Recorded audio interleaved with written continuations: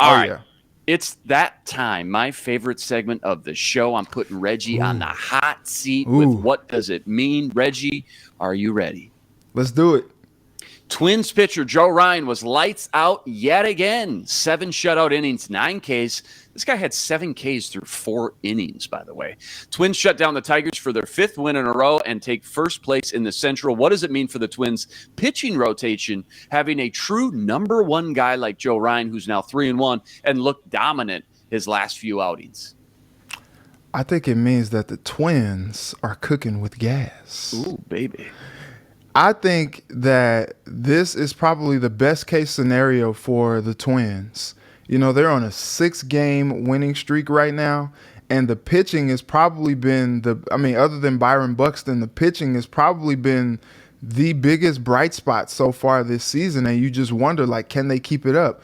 Joe Ryan looks like a freaking stud. Like, he looks like he has arrived. Like, this is his moment. It's so awesome to see that Rocco kind of let him loose a little bit more and let him get into another inning than he has been. Went 7 innings, season high 9 strikeouts. Like, the dude is a dude.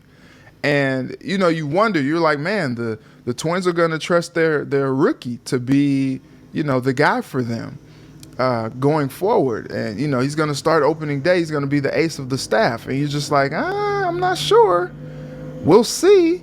But I think what is cool about it is he is totally risen to the occasion, and the Twins are like, "Ha, we told you. We told you the guy's the real deal," and he is. And they're doing this without Sonny Gray on the staff. They got one of the lowest ERAs in baseball for a starting pitching I staff. think it's the lowest. I Yeah. think it's Yeah, it number one is. ERA from starting pitchers. Now, the Yeah. middle relievers and closers, different story. We'll get to that later. All right. We'll talk Yeah. about that in July. But for right now, number one ERA pitching staff from starting pitchers. Unbelievable start for Yeah. this, again, rotation that was just kind of a mix and match, slew of different guys they put together, throw them in a hat, see who pops out. Joe Ryan named the opening day starter and sent a message as far as how confident the Twins organization is in this young kid. I think that's maybe what a young guy like that coming up in the ranks, trying to develop and progress, take that next step into Yeah. being a true number one ace needed is their organization and coaching staff to say, you're our number one guy.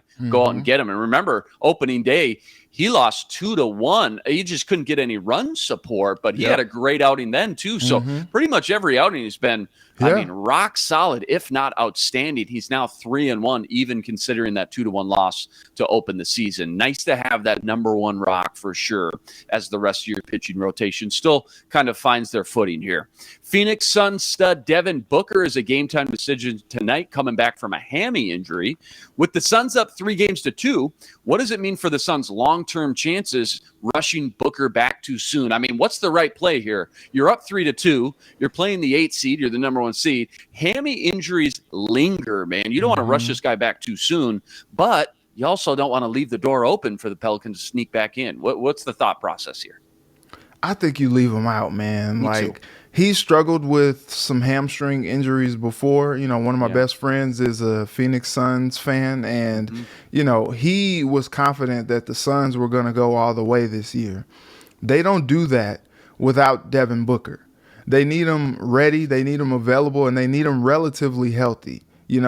Like you said, these hamstring injuries do linger, and so he probably will never be like at the tip top. But if he's good enough to go out there, he's gonna make a difference because this dude is a lights out shooter. He just kind of goes unconscious from the floor at times, and he's just like, wow, like all of a sudden he's got 31 points at halftime, like he did the game that he actually left. And so I don't think you rush him back. Like, if he's ready to go, then okay, you put him out there and you guys put the Pelicans away, and then maybe you guys get a little time to rest just a little bit. But if you can go out there and beat them, you go out there and show what you showed in the last game, and you go out there and take care of business like you should against the Pelicans, like you are one of the best teams, and Mikal Bridges comes out and has another dominant performance to help lead the team to victory, like you do that. Because if you can preserve Book for as long as you can, keep getting him some treatment before he has to give it a full go out there, then you do that because you're thinking championships. And you don't accomplish that without Book. Yeah, no doubt. Suns tip off tonight against the New Orleans Pelicans in New Orleans, 6:30 Central Standard Time. That's on TNT. Again, they lead the series 3-2. They're going to play the winner of the Mavs Jazz series. Dallas up 3-2. Their game 6 is tonight as well on TNT right after that. All right, last one. Ike Ekwonu is now tied in Vegas as the second most likely player to be drafted number 1 overall with Aiden Hutchinson. Travon Walker, still the odds-on favorite at over 2-1 odds. So, I mean, overwhelmingly good odds. So Vegas must know something. What does it mean, Reggie? Who's going number 1? You know what it means? You really want to know what it means? Tell it me. means we have no idea. Nobody knows. We have no idea. I'm sick of it. Like, Can't Jordan handle Davis this. could go number 1 for all we know. They could take Jamison Williams number 1 overall. I don't think it's going to happen, but, you know, like, we just don't know. It's so unpredictable. And it's the Jaguars. And so it's just Trent like, Baalke's going to Trent Baalke, right? yeah, man, like they're going to do something that's going to leave you like, huh?